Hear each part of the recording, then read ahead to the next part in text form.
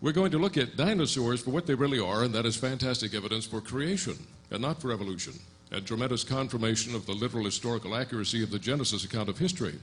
Now, dinosaurs, unfortunately, have been a big question mark to many evangelical Christians. Many Christian parents have kind of scratched their head and said, well, I don't know what to tell my children when they come home from school and ask the dreaded D question, what about the dinosaurs? So they figure we'll just pat them on the head and tell them to run along and have faith and don't pester us with questions about dinosaurs. That, of course, is not a very good strategy, because it makes both our children and the world in general feel that us arrogant Christians don't accept what the evolutionists say, but we don't have anything better to put in its place. Actually, we do. The revelation of the supreme scientist, the supreme historian and eyewitness who was actually there at the beginning, and they weren't. And so his revelation is the best eyewitness scientific account, and it does fit the real facts of science. Now, when Christians have been wondering what to do with dinosaurs, the evolutionists, unfortunately, have been wise as serpents, but not as harmless as doves. They have realized that dinosaurs, okay, went a little bit too far there. Let's see. Anyway, I guess this isn't going to go in reverse. Oh, it is going to go in reverse. Wow. You guys are praying out there. Okay. All right. They realize that dinosaurs fascinate children, and they have worked hard to make dinosaurs the icon or the trademark of the so-called fact of evolution. So we have to realize that Christians are not the only fishers of men. We can turn the tables, though, by using dinosaurs for what they ought to be, and that is evidence for creation and not evolution. They point us to the greatest book of science and history that's ever been written, and that, of course, is the Bible, which I don't seem to be getting the effect on this anymore. There we go, by golly. Better late than never. Okay. The Bible, of course, is not a textbook of science, but considering the author, it ought to at least be accurate when it touches on matters of science and history. And as we shall see, indeed it is. Now, dinosaurs have been found on every continent of this planet, even Antarctica. And that bothers some people. They figure we've got to give some kind of answer because they're everywhere, what are we going to do? And unfortunately, many Christians have kind of pooled their ignorance on the subject and come up with a lot of ignorant speculations about the dinosaurs, which is unfortunate. We should go to the Word of God and to the creation science that we have today and find there are very good answers. But some honest, well-meaning Christians have actually said, well, the evolutionists use dinosaurs, don't they, to deny the Bible and promote evolution? So it must be they never existed. So when you take your children to the American Museum of Natural History, you have to go, don't look, it's not real. Well, that's not very good. We don't have to deny the evidence. The evidence is real. Our response should be that we have a better explanation. Others have said, the devil put those bones in the ground just to throw us astray. Well, you got to give the devil his due, but the Bible doesn't say the devil did that one. Now, others have gone so far as to say God himself put those bones in the ground just to test our faith and see if we would believe his word even though the evidence contradicts it. Now, what kind of God would do that to us? We have enough tests of our faith without God doing that to us. So, I don't think that's quite the case. Oh, very good. We're getting close. Keep on praying. Okay. What our answer should be is that those bones are in the ground not to test our faith, but rather to support our faith. If biblical history is true, creation took place. What would we predict about the fossil record? The fossil record would show no transitional fossils. And indeed, there should be many millions, but there's only a handful that they're even willing to argue about today. And they're so questionable, so equivocal, that many evolutionist experts don't even accept them. Well, that's what creation predicts. Secondly, if there was a great global flood, these fossils would be buried in sedimentary rocks, which is exactly what they are. Creation and the flood, at face value, prima facie evidence, is right there, right in the rocks, crying out the biblical truth. Now, unfortunately, many Christians have been intimidated on this subject by the so-called fact of earth history and science called the evolutionary geological column. It is prominently displayed in our textbooks, in our museums, in our national parks. It looks scientific. It even sounds scientific because they use Greek names like Paleozoic, which means ancient life, Mesozoic, which means intermediate life, Cenozoic, which means recent life. But there are a lot of good, solid scientific and logical reasons not to believe this. The first and most important one is it denies the testimony of the one eyewitness who was really there to tell us about history. It denies the words of our Creator, Jesus Christ. Jesus said in Mark chapter 10, verse 6, that, but from the beginning of the creation, God made them male and female. Therefore, a man shall leave his father and mother and cleave to his wife, and the two shall become one flesh. Well, this says if Adam and Eve came at all, they came at the end of time, billions of years removed from the beginning of the creation. Again, in Luke 11:50 and 51, Jesus said, but the blood of all the prophets, which was shed from the foundation of the world. shall come upon this generation, from the blood of Abel to the blood of Zechariah. It's like from A to Z, from the first prophet in world history to the last prophet of the Old Testament. According to Jesus, Genesis is real history. He ought to know, he was there. And he said his first prophet, Abel's blood, was shed not billions of years after the foundation of the world, which is what this teaches, but at the foundation of the world, at the beginning of time, just like Genesis says. Now Jesus, as C.S. Lewis said, is either a liar, a lunatic, or he's Lord and God. If you're going to call him Lord and God, you better believe what his word says.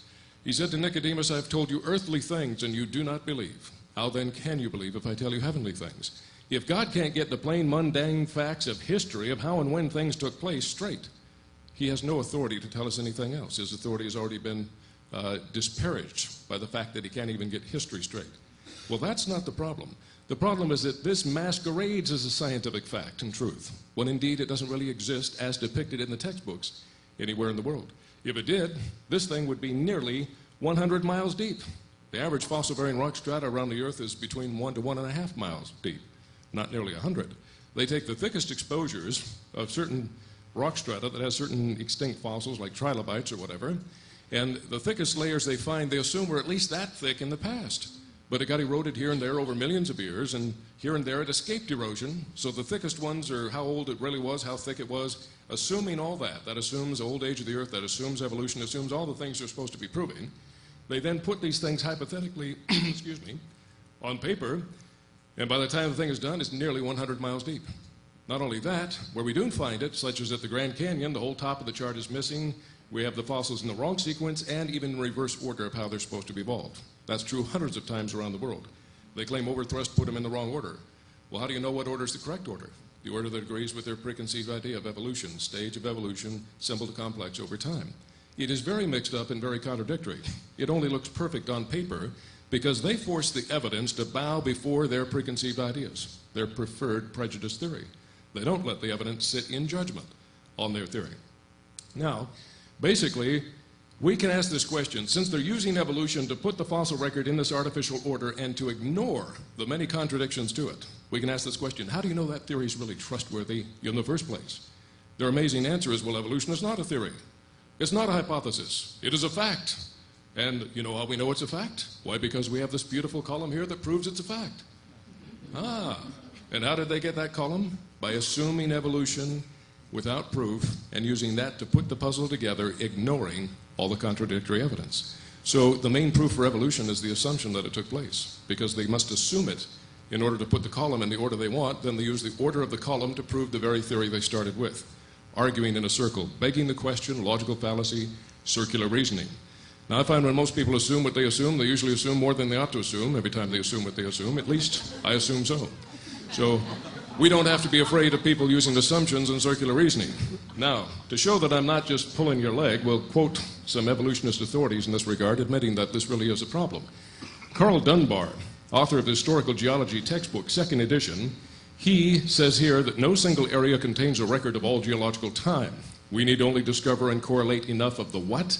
The scattered fragments. That's what it really looks more like, not this beautiful column all over the place, to build up a composite record of all geologic time. He continues, for more than 100 years, the geologists of all countries have been cooperating in this endeavor, and the total thickness of the stratified rocks now recognized would exceed 500,000 feet, or some 95 miles, if all the beds were directly superposed. But just how bad is it worldwide? The creationist geologist John Whitmerappy did exhaustive research, actually documenting the written admissions of geologists worldwide as to just how out of order the fossil record really is. From their own published admissions, he gleaned this synopsis. 2/3 of Earth's land surface has only 5 or fewer of the 10 major geologic periods in place. 80 to 85% of Earth's land surface does not even have 3 geologic periods appearing in correct, and that means evolutionary consecutive order. A significant percentage of every geologic period's rocks does not overlie rocks of the next geologic period. Some percentage of every geologic period rests directly upon Precambrian basement, the supposed oldest basement rocks of life. So Whitmerappy concludes, and I would concur, that since only a small percentage of the Earth's surface obeys even a significant portion of the geologic column, it becomes an overall exercise of gargantuan special pleading and imagination for the evolutionary uniformitarian paradigm to maintain there ever were geologic periods. It's an idea imposed on the record of creation and the flood, and it doesn't fit. But they don't let you know that they're using circular reasoning to build up a phony column that is contradicted by the facts, and they're letting their theory sit in judgment on the facts. In real science, the facts sit in judgment on any hypothesis. But they love their hypothesis. They don't want to give it up for anything. So they just hope you don't ask these type of questions. Now, if man and dinosaurs were created together, you might ask, why don't we ever find human and dinosaur fossils buried together? Human artifacts and things like that buried in lower layers of the geological rock strata. Well, we have found a few dozen examples of this over the past few centuries. It's even reported in some secular books, like Ancient Man, A Handbook of Puzzling Artifacts by William Corliss, and Forbidden Archaeology by Thompson and Cremo. But here's one of the most spectacular cases. 10 human skeletons, 5 males, 3 females, 1 infant, buried in solid, undisturbed, homogeneous Dakota sandstone within the same layer that runs continuously across Utah, even transcontinental, and runs right through Vernal, Utah. Dinosaur National Monument, chock full of dinosaur bones. Now, this would be expected to be rare, but it wouldn't be unheard of if the Bible is true. I just ask people to look at this video or DVD with a halfway open mind and see what you would think if you hadn't been brainwashed by evolution. Now, God made them, according to Jesus Christ, male and female at the beginning of the creation. But we can ask this question: on what day were dinosaurs created? Okay, I wonder if our battery's going dead. There we go. On what day were dinosaurs created? Some people say, oh, we don't know. We don't know anything about dinosaurs. The Bible is strangely silent about dinosaurs. Well, actually, we know what day they were created on, because the Word of God reveals that He created all land-dwelling animals on day 6. Dinosaurs are land-dwelling animals. That means they were not only created in the same week as Adam and Eve, but on the very same day. Now, if men and dinosaurs were there from the beginning, the very same day of creation, we might ask the question, why was the word dinosaur reinvented in 1841 by Sir Richard Owen in England? Well, because they rediscovered dinosaurs as fossils. Now, Sir Richard Owen was a Christian man of science. He should have known better. He should have read the Bible and said, hey, these creatures must have been here from day 6. Maybe the ancient scholars and scientists named them already, and I believe they did. I believe the word dinosaur is found more than 25 times in the Bible, but not by the name dinosaur, for the same reason we don't find the word television or computer or space shuttle in the Bible. These words weren't invented until after the Bible was written. And this word dinosaur was invented in the middle of the 1900s. So it wasn't around when the Bible was written, but there were ancient words for these creatures. The ancients used the words Draco in the Greek and Tanim in the Hebrew. This Hebrew word Tanim used more than 24 times in the Old Testament.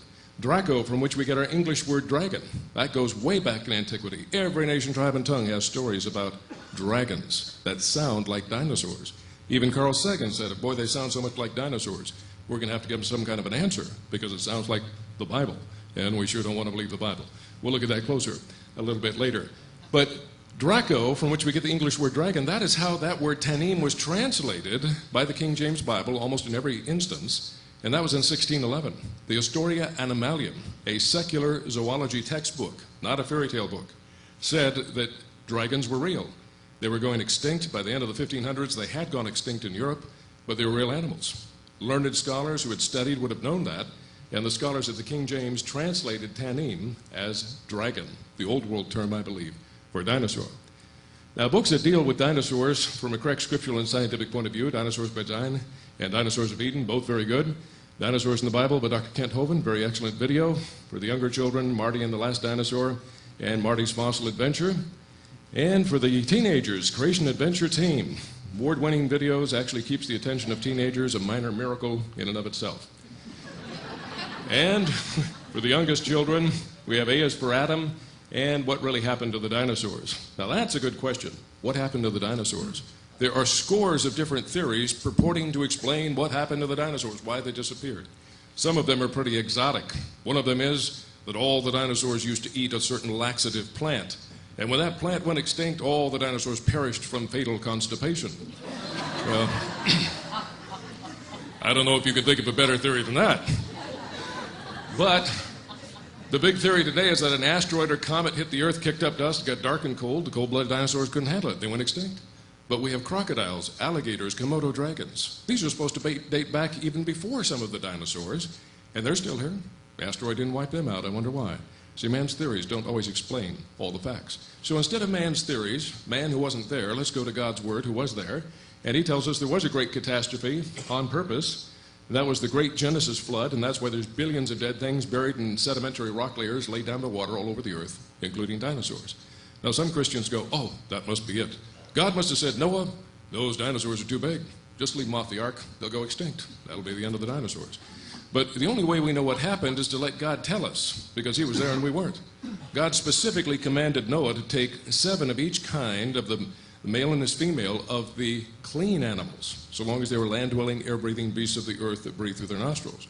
But even of the unclean, and that includes all types of reptiles, that would include dinosaurs.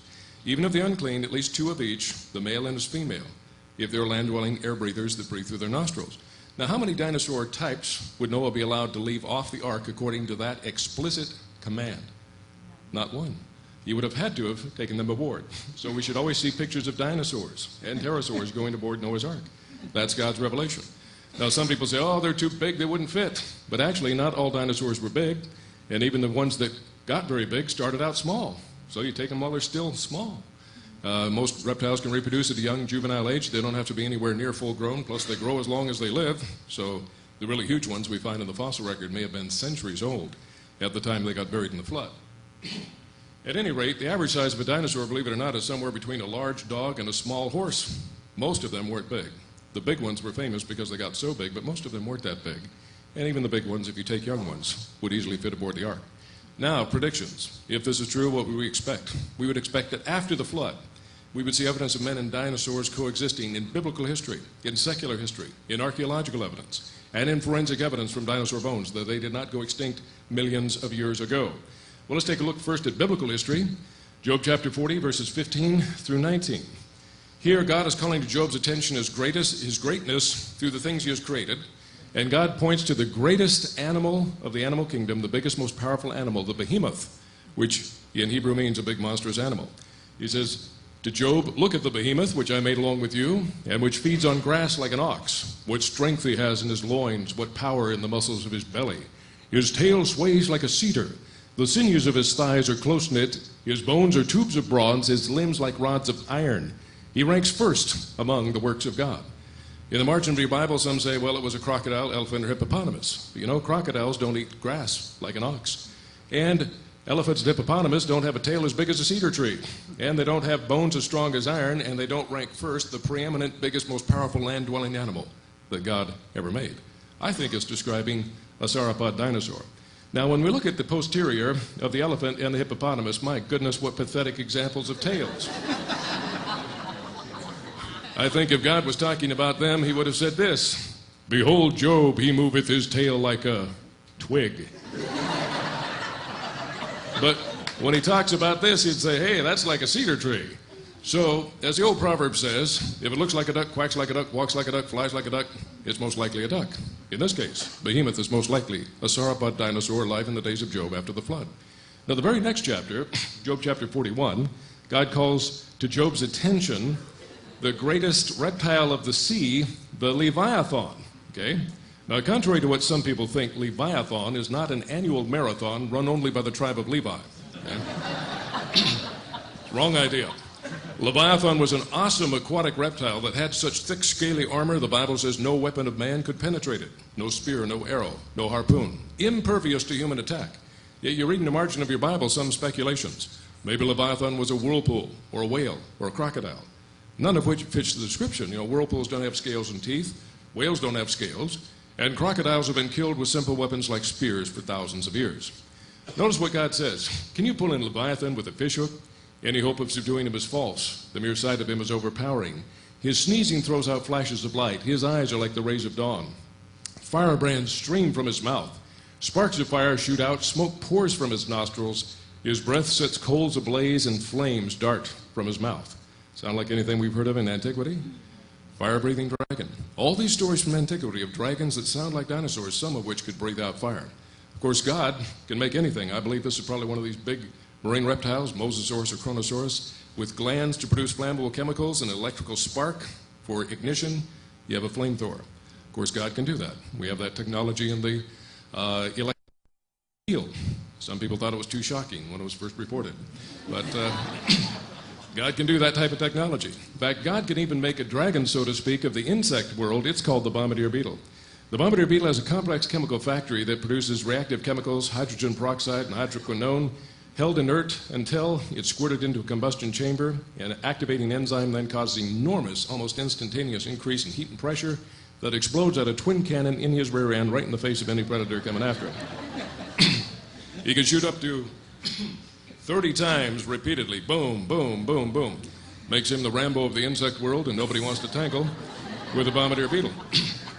But if God could do that with a 1-inch beetle that's indigenous to the temperate climate zones around the world, and in fact is found down here around San Diego, so don't go walking around barefoot or you'll find out the hard way they're around here, what could he do with a 20 or 30 ton Leviathan? He made the fire-breathing dragon. Now, in this excellent book, The Real History of Dinosaurs, Dr. Mace Baker, creationist dinosaur specialist, he points out that the Hebrew words tannin and tanim in the Hebrew should be translated by the modern word dinosaur. He makes a strong hermeneutical and linguistic argument for that. He also quotes ancient scholars who described what dragons looked like in their day. And their description sounds like known types of dinosaurs. So I would agree with Dr. Henry Morris, who said if one will simply translate tanim by dinosaur, every one of the more than 25 uses of the word becomes perfectly clear and appropriate. Dinosaurs are in the Bible, but they're there by the ancient word, not the modern word that was invented after the Bible was written. Now, if men and dinosaurs survived the flood, we might expect to find artistic depictions of dinosaurs in archaeology. And indeed we do. Man is by nature artistic.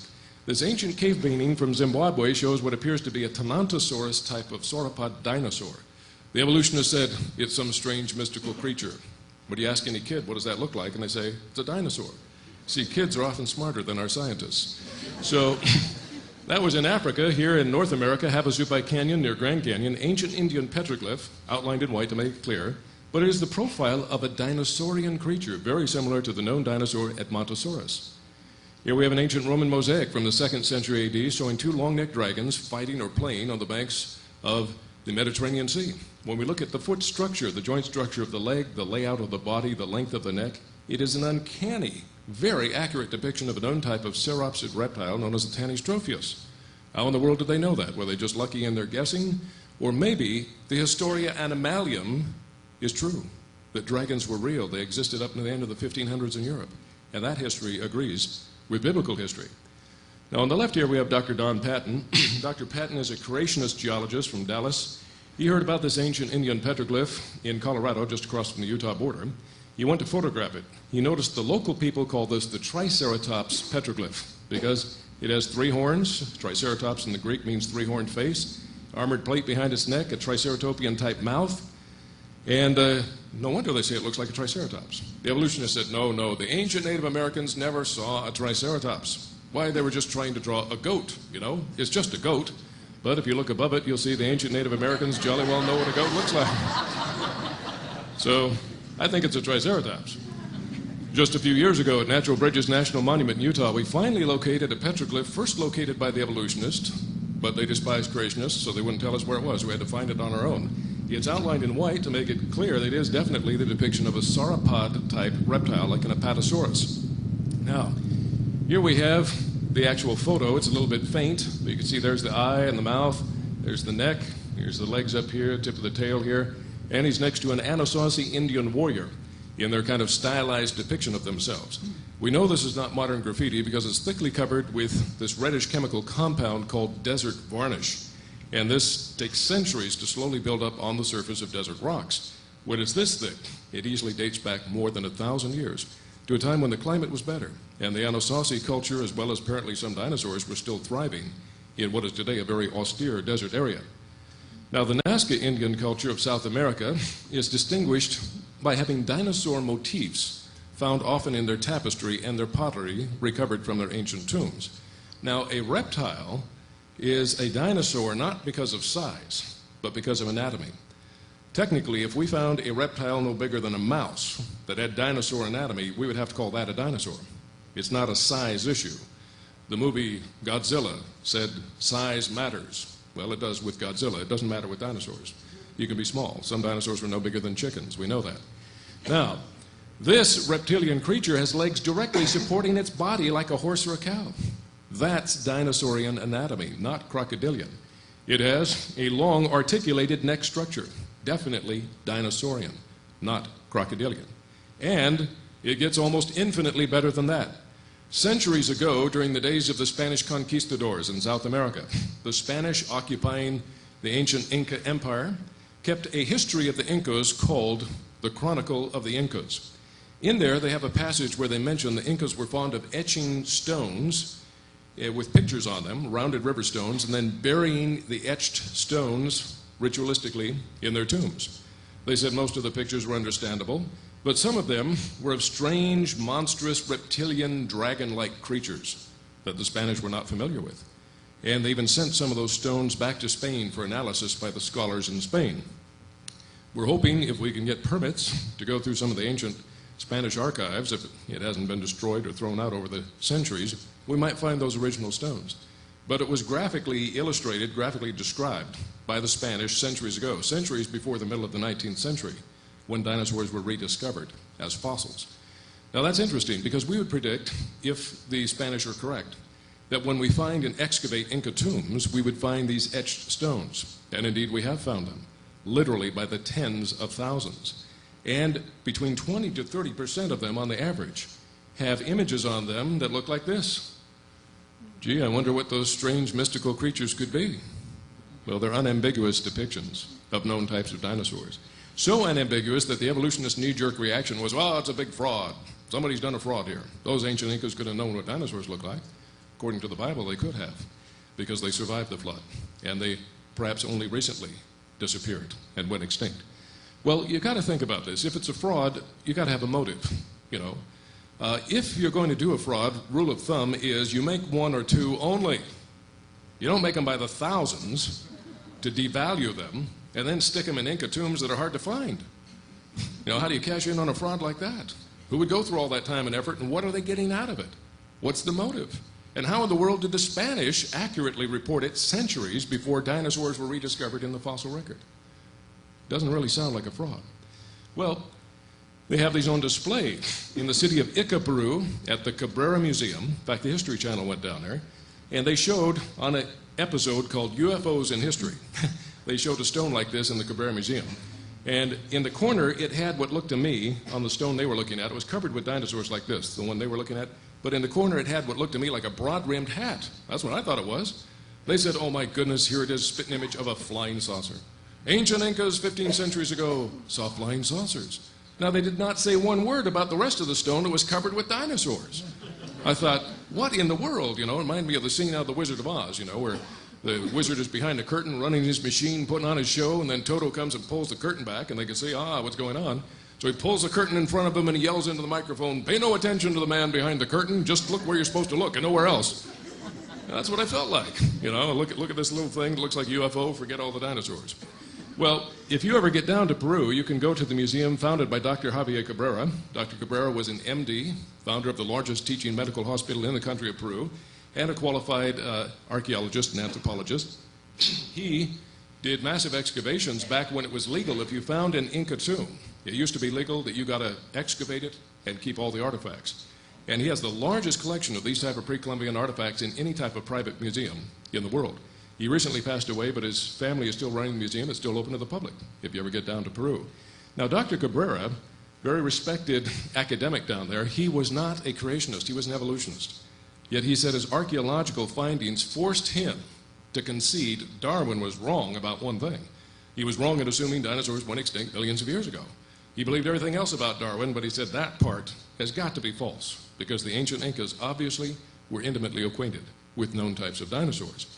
Now, in his collection, he has many of these, thousands of these Inca burial stones, and many of them do show men and dinosaurs rather intimately acquainted. For example, here, we have an ancient Inca riding elephant style on a creature with 3 horns, an armored plate, and 4 legs.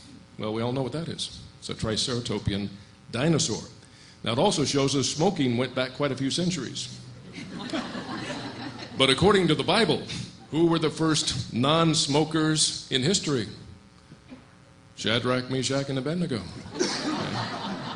Didn't even have the smell of smoke on them. What's really fascinating here is that this artifact, recovered from a tomb 15 centuries old, has got these dermal frills on the back of dinosaurs. We did not know they had that anatomical feature until the 1990s. They're made out of skin-like material that usually rots. It's not preserved in the fossil record. But in the 1990s, we found some of the best preserved dinosaur remains, and we realized a lot of sauropodian and ceratopian dinosaurs had that feature. BBC came out with their special, Walking with Dinosaurs, and they were trumpeting how proud they were to have the most anatomically correct depiction of dinosaur anatomy in world history, according to them. Well, I would beg to differ. I think that these ancient Incas, by eyewitness knowledge, had a better representation many centuries ago, because they knew something we didn't know. They didn't have just dead bones and fossils to look at. They had the real thing. Apparently, this type of dinosaur could be domesticated like an elephant as a beast of burden. Not all of them apparently were domesticatable, though. This guy's kind of having a bad day. He's about to get his leg bit off here. So he figures he better stab the dinosaur in the head with his trusty knife. But his friend has come up behind him. There's his eye and his mouth. He's about to get bit in the back of the neck, and that'll ruin your whole day and your whole life. So this may be his epitaph. How did our dear brother buy the farm? Well, here's the story in this tomb of how he bought the farm. Now, they also might have warning signs back then. You know, when I drive down the freeway, there's signs, look out for deer, look out for elk. When I was up in Alaska, it was look out for moose and grizzly. Well, they may have had ones like this. Look over your shoulder, there might be an Allosaurus behind you. Don't want to get caught from behind. Even more significant are the finding of many baked clay figurines three-dimensionally depicting dinosaurs. These are extremely significant because baked clay can be dated by an entirely independent dating method from carbon-14. Carbon-14 is well known to give spurious dates even on artifacts of known antiquity, known date. However, thermoluminescent dating is based on the luminosity index, or energy trapped in the crystals in the clay. It's pumped in, so to speak, when they fire heat the clay, so you can tell how long it has been by how much energy is leaked out of the crystal over time from the time it was fire heated. Now, that seems to correlate pretty accurately on known dates of pottery in antiquity. So when this was found, the evolutionists said, great, we'll prove it's a modern forgery. We'll use our marvelous, modern, accurate thermoluminescent dating. And when they did, it turned out to be many centuries old. All of a sudden, they didn't want to talk about it anymore. Isn't it interesting? Well, we have many of these examples of baked clay figurines in Dr. Cabrera's museum. Many of them show men and dinosaurs interacting. Here, the Inca is stabbing the dinosaur, but the dinosaur is getting his licks in as well. I guess we'll call that a draw. Here they're going after the babies. It's easier to get them when they're babies than when they get big and step on you, I guess. But you know, these people did not know it was politically incorrect to live with dinosaurs. They just portrayed life as they knew it, and these creatures were normal to them and are part of their normal culture as they depicted it. Now, here we have the local Inca veterinarian trying to nurse a sick dinosaur. He's got a bag here, perhaps of herbs or medicine of some kind. Now, he's not sick because his legs were broken. That happened in an earthquake. But we see this very domestic relationship that they had. Here again, we have them riding the Triceratopian dinosaur. We see the dermal frills that we did not know about till the end of the 20th century. I think these people knew because they were eyewitnesses. Not just in Peru, but also in Mexico. In Mexico, they have found tens of thousands of baked clay figurines in El Toro Mountain outside of Acambro, Mexico. If you draw a straight line between Guadalajara and Mexico City, about the middle of that line and a little bit north of it is a little town called Acambro. In 1945, a German immigrant, Mr. Yulsrud, riding along the side of that mountain, saw a little landslide had revealed baked clay figurines sticking out of the soil. He began to excavate. Decades of excavation have now been done. Tens of thousands of these have been recovered, and many of them show known types of dinosaurs. Not only that, thermoluminescent dating dated these to be a few thousand years old, more than twice as old as the ones in Peru. Now, what's really interesting is that the Acambro Indians depicted sauropods doing maneuvers that we didn't agree was possible until the end of the 20th century, when final analysis, computerized analysis of anatomy confirmed the greatest bone mass and muscle strength located in the loins allowed these maneuvers. Well, apparently they knew it not by computer, but by eyewitness knowledge. Also, their depiction of the iguanodon dinosaur was better than we had until the latter part of the 20th century. So Richard Owen first tried to reconstruct iguanodon. He had a tail drooping and a little horn on the end of his nose. Then they realized they didn't have a horn on the end of their nose. They had thumb spikes, kind of defensive weapons. But they had him on two legs with his tail dragging. Finally, by the late 20th century, we figured out it had its tail straight out and it walked like this. Now, does this look like this? Yeah, the Acambro Indians had better knowledge than we did till the end of the 20th century. Now, this is very well documented on these two videos and DVDs, Creation Evidence from South America and Mystery of Acambro. This one particularly is extremely well documented, best, as good as it gets as far as archaeological finds, plenty of living eyewitnesses still. Their attempts to disprove it totally backfired horribly in their face. It's as thoroughly established as we can, I think, do anything in archaeology. Unlocking the Mysteries of Creation has some of these photographs. I'm currently sold out of that, but it's on the order form. Notice the well-known old science book, the Historia Animalium, claims that dragons were still not extinct in the 1500s, but the animals were said to be extremely rare and relatively small by then. Well, after the flood, lifespans decreased, size decreased, tremendous change in the climate and ecology of the earth, I think, precipitated that. And I think dinosaurs eventually went extinct in Europe, like the Historia Animalium said, because of overhunting. They're having trouble adapting to the harsh world after the flood, and man pushed them over the edge of extinction in Europe by overhunting. Man has caused a lot of animals to go extinct by overhunting. With teamwork, with poison-tipped weapons, man can kill the biggest of animals. Now notice Carl Sagan, he wrote a book called The Dragons of Eden. In there he said the pervasiveness of dragon myths in the folk legends of many cultures is probably no accident.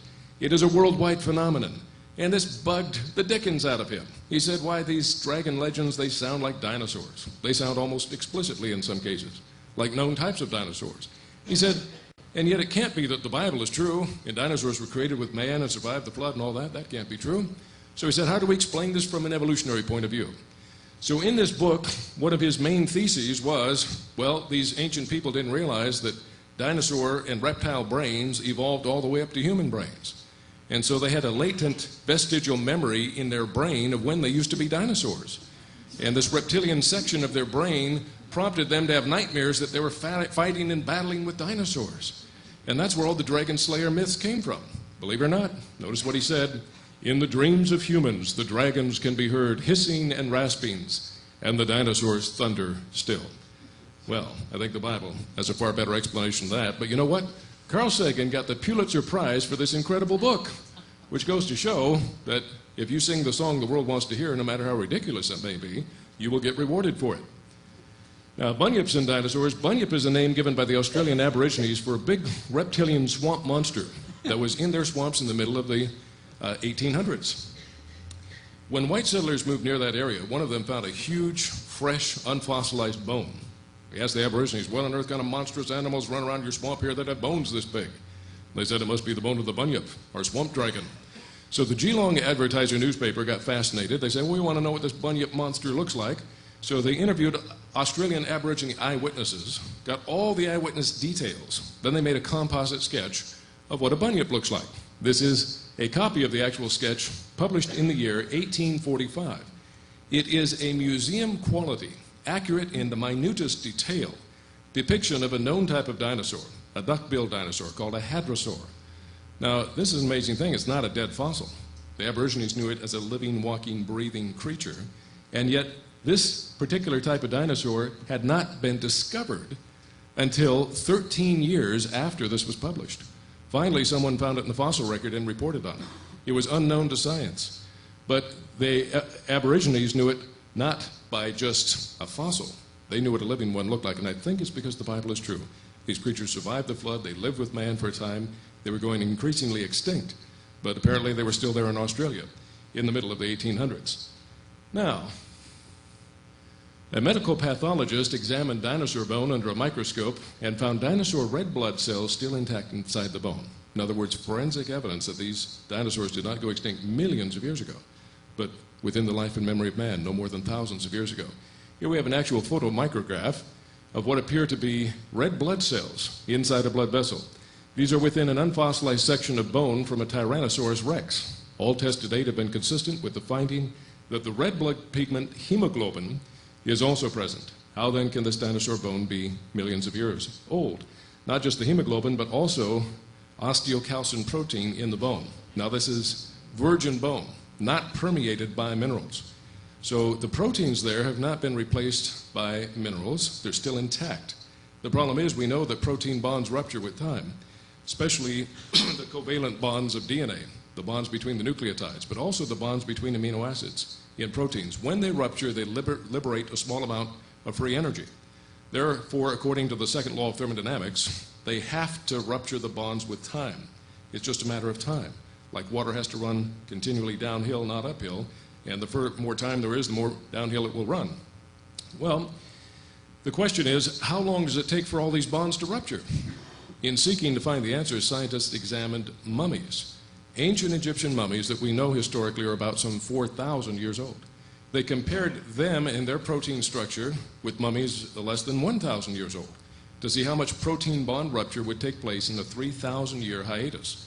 They found even in dry mummified conditions, the protein bonds were rupturing at such a rate that it appeared the proteins would completely be dissolved, all the bonds ruptured, no complete intact protein in as little as 50,000 years.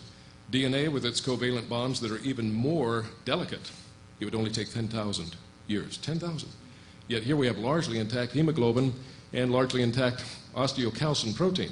Now they did 4 different tests trying to confirm that it was not hemoglobin because they didn't like it. All the tests, however, came back positive. The most significant one, they injected some of this into laboratory rats to see the response of the rat's immune system to the protein intruder.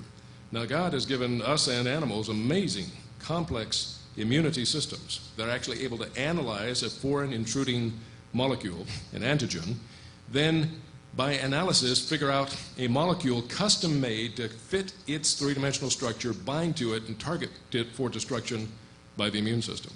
When they injected it into laboratory rats, the rat immune system analyzed it as a protein that was a hemoglobin protein, largely intact, and targeted it in that way. That's about as good as it gets in forensic science, that is largely intact. In fact, it's in about as good a shape as the ones we find in the ancient mummies, which we know to be only about 4,000 years old. Well, the flood, according to the Bible, was between 4,000 and 5,000 years ago. So that's spot on for these things being only several thousand years old. They find these bones of the dinosaurs, and they say, that proves the rock is 65 million years old. But the bones have a different story. The blood has a different story. When Cain slew Abel, God tried to confront Cain about the murder. And Cain had this lame excuse, I don't know what happened, after all, I'm not my brother's keeper. But God had the irrefutable comeback. He said, the voice of your brother's blood is crying to me from the ground. And here we have the voice of dinosaur blood crying from their bones, telling us they're only thousands of years old, not millions. Also, we have found many dinosaur bones that are, in fact, not fossilized. Even the evolutionists admit this, lots of them. They look like old bison bones. They look that fresh. Yet they're supposed to be at least 65 million years old. Well, they would have been a pile of dust in a few tens of thousands of years by protein bond rupture. The fact they're in this good a shape indicates that dinosaurs could have lived no more than a few thousands of years ago. Finally, the ultimate question, could there be a living dinosaur today? According to the Bible, that's entirely possible. After all, they survived the one big catastrophe that hit the earth, the flood. They overspread the earth from the ark after the flood. If some of them migrated to areas sparsely populated by their main nemesis, their main antagonist, the dragon slayer, man, why, they might still be alive today. And indeed, there are such reports in the Amazon basin of South America, and especially the Likawala swamp of the Congo of Africa. Dr. Roy Mackal, the author of this book, he was professor of zoology at the University of Chicago and an evolutionist. And yet he was an open-minded evolutionist. He said, you know, we were wrong about the coelacanth fish. We were wrong about the tuatara lizard. We were wrong about the Komodo dragon and so many other things that the natives in the area told us were still alive, and we were too educated. We thought, they've been drinking their bathwater. They don't know what they're talking about. We know what evolution says. And he said, time and again, we've been proven wrong because we're so prideful we won't listen to what the natives say. He said, the natives here in the Congo have been giving reports for more than 2 centuries of a creature they call Mokele Mbembe, which means he who blocks the flow of rivers. And he said, the description they give sounds like a sauropod dinosaur, like an Atlantosaurus or some variety of an Apatosaurus. So he said, we got to at least check it out. After all, it might be true. He raised his own money. He went on an expedition. He went clear down into that swamp. And the picture that he put on the front of his book illustrates a story told to him by the pygmies there, how back in 1959, they surrounded and speared and killed a small Mokele Mbembe trying to break through their fishing barrier on the shores of Lake Tile. They even ate it. I don't know what it tasted like, Bronto burgers or something like that. But they said that that was the main area where they were found. Well, Dr. Mackal penetrated further into that unexplored swamp than any scientist had ever gone before.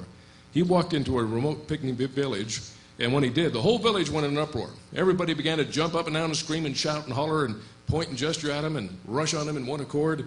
And so he turned to his interpreter and says, do you understand their dialect? Please tell them I'm a foreigner. I don't know their traditions. If I've If I've done something to violate a taboo, tell them I'm very sorry and I don't want to upset anybody. And by the way, do you even understand what they're saying? And the interpreter said, well, yes, Dr. Mackel, we know what they're saying. Basically, they're saying this: come and look and see, you can't believe it, but it's true. The legend of the big, tall white man. They really do exist. One's walked into our village. You got to look at him. These people had never seen a white man in their life. Now, they'd heard stories, but it was, to them like, Paul Bunyan and Jack and the Beanstalk. Nobody takes those stories seriously. There ain't no such thing as big, tall white man. But then Dr. Mackel walked in their village and go, oh my goodness, the legend is true. Dr. Mackel was very happy. He wanted people untouched by modern scientific knowledge. These people didn't have satellite television. They didn't have a subscription to National Geographic. They'd never seen a white man, and they ought not to know what a dinosaur looks like. So he called forward only eyewitnesses. He gave them a piece of paper, a pencil. He said, you draw what you saw, Mokele Mbembe. They would draw a very credible picture of a sauropod dinosaur. Well, Dr. Mackel was fascinated by that. He learned from them that Lake Tele was one of the major haunts of this creature. He tried to make it up there, but he ran out of time and money. And so he had to return. However, 2 other expeditions did make it in the early 1980s, the Herman Reguster's expedition and the Congo government-sponsored expedition, both of which were entirely staffed by evolutionists, zoologists, and biologists. They all came back swearing they had seen this living dinosaur, a small sauropod dinosaur, in the vicinity of Lake Tele. Unfortunately, their camera equipment was ruined and the film ruined when they had an accident that fell in the lake. However, they did bring back a tape recording of the deep-throated roaring sound this creature would make. It was compared with the voice print of any roaring creature on scientific record and was distinctly, uniquely different, absolutely not close to anything. Documenting in a concrete way, there's some big critter there that science has not documented yet. And the evolutionists' own eyewitnesses said it was a sauropod dinosaur. The Discovery Channel is now wanting to go there as a part of a new series on documenting, proving or disproving the existence of strange, exotic, legendary creatures. They want to fly into Lake Tele instead of walking through that terrible swamp with amphibious aircraft, stay there for weeks if necessary, use state-of-the-art infrared night vision equipment, etc., and prove whether or not it's real. The problem is we have a terrible civil war going on there again, and we need to pray that God will change the political situation and allow some of these major end-time revelations to be brought forth. Now, if you want a Christian witness to this, 42-year veteran missionary Eugene Thomas. He's now retired, but that's his address and phone number if you want to contact him. He said he had 2 pygmies in his mission in Congo, Africa that claimed to have killed Mokele Mbembe in 1959. Here we have the Likawala Swamp. It's huge, twice the size of Scotland. It is 55,000 square miles, 80% still unexplored in 21st century. Who knows what all could be in there. What's really amazing is flying reptiles are supposed to have been extinct for 65 million years, but they're mentioned by Aristotle, Strabo, and Herodotus. Aristotle said it was common knowledge that they were alive in Ethiopia in his day. Anybody who didn't believe that, he said, was simply uneducated. Strabo gave an eyewitness account of them being in ancient India in his day, and Herodotus gave a lengthy eyewitness account of them being in ancient Egypt, where he said they were hated and despised and killed whenever they were found. He said their bleached bones were found strewn across the Egyptian desert sand because everybody hated them. Well, no wonder they aren't there anymore. But they do appear to be alive and well in Papua New Guinea. Many people, hundreds of witnesses, including government officials, foreign missionaries, people whose credibility is beyond dispute, have seen these creatures. The government has issued challenges for foreign scientists, experts in capturing dangerous live animals, to come to New Guinea. They promised to give them at least 6 permits, allowing them to capture 6 living pterodactyls if they can. They have to turn 2 of them over to the government, but they're allowed to keep 4 and export them even to foreign countries. Imagine that, we could have pterodactyls in the San Diego Zoo. Wouldn't that be amazing? Well, so far, most scientists haven't taken it seriously, but the government is very, very serious about it. They feel, they don't care if this gives a black eye to Darwin's theory. They figure, by golly, this is our national treasure. This is going to put us on the map. This is going to give us fame and fortune and tourism. And so they want it to be done. We do have some creationist expeditioners gearing up at this time, raising money. I know personally one creationist who's gone there already privately and has seen one. He said that they dive faster than a falcon, over 200 miles an hour. He said you could not believe the speed that these things have.